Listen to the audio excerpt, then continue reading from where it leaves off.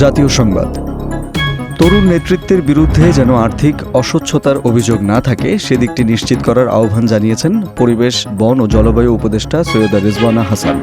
তিনি বলেছেন, তরুণদের ক্ষমতার প্রতি মোহ থেকে সরে আসতে হবে। আজ সকালে পরিবেশ অধিদপ্তর আয়োজিত এক সংলাপে তিনি এই মন্তব্য করেন। রেজওয়ানা বলেন, রাজনৈতিক পট পরিবর্তনের পর তরুণদের মধ্যে স্বার্থ সংশ্লিষ্ট বিষয় সামনে আসতে থাকে, তাই ব্যক্তি স্বার্থকে প্রাধান্য না দিয়ে দেশের স্বার্থে তরুণদের কাজ করতে হবে।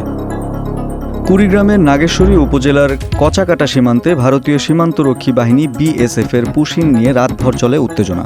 পুশিন ঠেকাতে প্রায় 1 কিলোমিটার সীমান্ত এলাকায় মানব দেয়াল সৃষ্টি করে রাতভর পাহারা দেয় হাজারো স্থানীয় জনতা।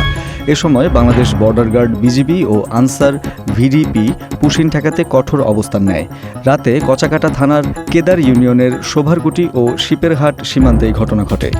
কুড়িগ্রাম 22 বিজিবির অধিনায়ক লেফটেন্যান্ট কর্নেল মাহবুবুল হক ঘটনার সত্যতা নিশ্চিত করে বলেন, সীমান্ত দিয়ে বিএসএফ অবৈধভাবে কাউকে পুশিন করতে না পারে সেজন্য বিজিবি, আনসার সদস্যসহ সীমান্তবাসী যৌথভাবে পাহারা দিচ্ছে। সীমান্তে টহল জোরদার করা হয়েছে। সপ্তাহখানেক পরেই পবিত্র ঈদুল আজহা। কোরবানির ঈদকে সামনে রেখে রাজধানীর গাবতলী হাটে জমতে শুরু করেছে পশু। ইতোমধ্যে দেশের বিভিন্ন এলাকা থেকে ট্রাক যোগে গরু আসছে ঢাকার একমাত্র স্থায়ী পশুর হাট গাবতলীতে। হাটে পশু রাখার জায়গা সহ অন্যান্য প্রস্তুতি প্রায় শেষ পর্যায়ে।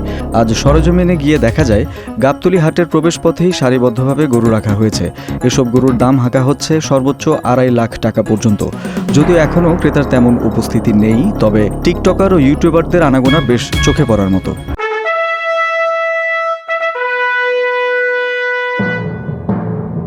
রাজনীতির সংবাদ। প্রধান উপদেষ্টা যেভাবে বিএনপির বিরুদ্ধে কথা বলছেন তাতে মনে হচ্ছে আমরা মানুষ চিনতে ভুল করেছি বলে মন্তব্য করেছেন বিএনপির স্থায়ী কমিটির সদস্য গরেশ্বর চন্দ্র রায়। আজ সকালে রাজধানীর জাতীয় শিল্পকলা একাডেমিতে জিয়াউর রহমানের 44তম শাহাদাত বার্ষিকী উপলক্ষে জাসাসের আলোকচিত্র ও হস্তশিল্পী প্রদর্শনীর উদ্বোধন শেষে তিনি কথা বলেন।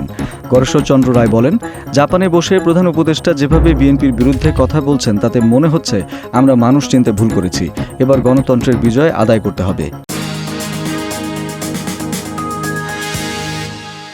আন্তর্জাতিক সংবাদ।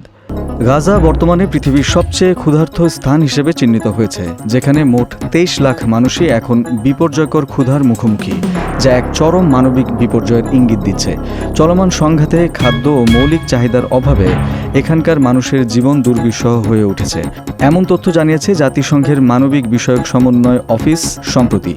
বার্তা সংস্থা আল জাজিরা বলছে, এই ভয়াবহ মানবিক সংকটের মধ্যেই দক্ষিণ গাজার রাফাহের পশ্চিমে একটি ত্রাণ বিতরণ স্থানে ইসরায়েলি সেনাবাহিনী আরও 2 জনকে হত্যা করেছে। এমন ঘটনা ত্রাণ কার্যক্রমে আরও বাধা সৃষ্টি হয়েছে, আতঙ্ক ছড়াচ্ছে মানুষের মধ্যে। তথ্য প্রযুক্তির সংবাদ। মেটার অঙ্গ প্রতিষ্ঠান জনপ্রিয় মেসেজিং অ্যাপ হোয়াটসঅ্যাপ তাদের বিজনেস প্ল্যাটফর্মের জন্য নতুন মূল্যহার ঘোষণা করেছে। আগামী 1 জুলাই 2025 থেকে এই পরিবর্তন কার্যকর হবে এবং এতে ব্যবসাগুলোর জন্য প্রতি কথোপকথনের বদলে প্রতি মেসেজে চার্জ প্রযোজ্য হবে। হোয়াটসঅ্যাপ জানায়, মূল্য নির্ধারণ পদ্ধতিকে সহজ করা এবং মেসেজিং ইন্ডাস্ট্রির স্ট্যান্ডার্ড অনুযায়ী সমন্বয় করতেই এই পরিবর্তন আনা হয়েছে। নতুন নিয়ম অনুসারে একটি হোয়াটসঅ্যাপ বিজনেস অ্যাকাউন্ট থেকে পাঠানো প্রতিটি মেসেজের জন্য চার্জ করা হবে, যদি তা কাস্টমার সার্ভিস উইন্ডোর বাইরে পাঠানো হয়। খেলার সংবাদ। হার যেন পিছু ছাড়ছে না বাংলাদেশ ক্রিকেট দলের। আরব আমিরাতের বিপক্ষে সিরিজ হারার ধাক্কা কাটতে না কাটতে এবার পাকিস্তানের বিপক্ষে বড় ব্যবধানে হারল টাইগাররা। লাহোরের টি-20 সিরিজের দ্বিতীয় ম্যাচে 57 রানে হেরে গেছে লিটন দাসের নেতৃত্বাধীন দল। ফলে টানা 2 ম্যাচ হেরে সিরিজটিও হাতছাড়া হয়েছে বাংলাদেশের। টস জিতে আগে ব্যাট করে পাকিস্তান নির্ধারিত 20 ওভারে 6 উইকেট হারিয়ে তোলে 201 রান। দলের হয়ে সাহিবজাদা ফারহান 74, হাসান নওয়াজ 51 এবং মোহাম্মদ হারিস 41 রান করেন। বাংলাদেশের পক্ষে 2টি করে উইকেট শিকার করেন হাসান মাহমুদ ও তানজিম হাসান সাকিব।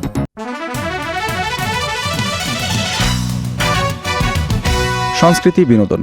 4 দশকের বেশি সময় আগে আমি রজনীগন্ধা ফুলের মতো শিরোনামের যে গানটি কালজয়ী হয়ে উঠে শিল্পী সাবিনা ইয়াসমিনের কণ্ঠে, সেই গানটি এই কিংবদন্তি ফের শোনাবেন ঈদের ম্যাগাজিন অনুষ্ঠান আনন্দমেলায়। এছাড়া বিটিভির এই অনুষ্ঠানে প্রথমবারের মতো দর্শক মাতাতে আসছেন ঢাকাই সিনেমার সুপারস্টার শাকিব খান। তুফান সিনেমার গানের সঙ্গে পারফর্ম করবে এই অভিনেতা। প্রতি ঈদের মতো এবারের আনন্দমেলায়ও নাচে গানে আড্ডায় মেতে উঠবেন এক ঝাঁক তারকা। ঈদের দিন রাত 10টায় প্রচার হবে আনন্দমেলা। এবারের অনুষ্ঠানটি উপস্থাপনা করছেন নুসরাত ইমরোজ তিশা ও ইন্তেখাব দিনার। দর্শক, এই ছিল আজকের নিউজ বাংলাদেশ সংবাদ দিনের শেষ আয়োজন। দেশ বিদেশের প্রতিদিনের সবশেষ সংবাদ জানতে চোখ রাখুন www.newsbangladesh.com-এ। লাইক শেয়ার দিয়ে সঙ্গে থাকুন নিউজ বাংলাদেশের ফেসবুক পেজ ও ইউটিউব চ্যানেলে। ভালো থাকুন, সুস্থ থাকুন। আল্লাহ হাফেজ।